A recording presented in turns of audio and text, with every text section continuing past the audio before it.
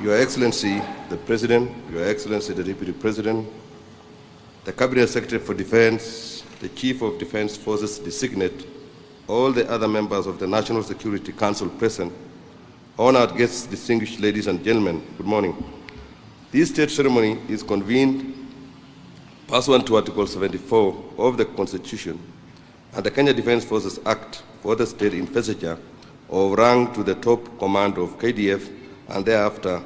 for the swearing in of the newly appointed Chief of Defense Forces,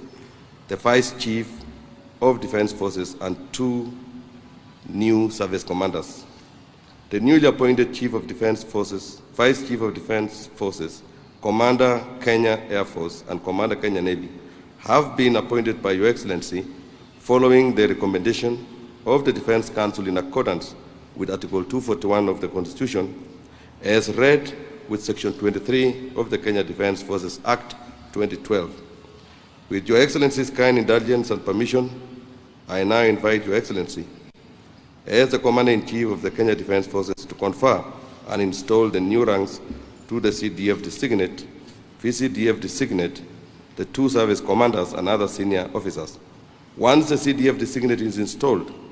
as General, he will assist Your Excellency in facilitating the investiture of ranks to the VCDF service commanders. Your Excellency, sir, you may kindly take your place at the installation arena.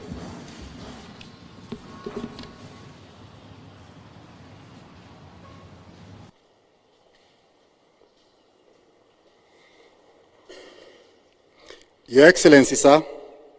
with the permission of the Defense Council, we present to Your Excellency the following general officers promoted to serve in the top command of the KDF for the state investiture of rank and service commander installation salute as follows. General Charles Muriu Kahariri, Chief of the Defense Forces.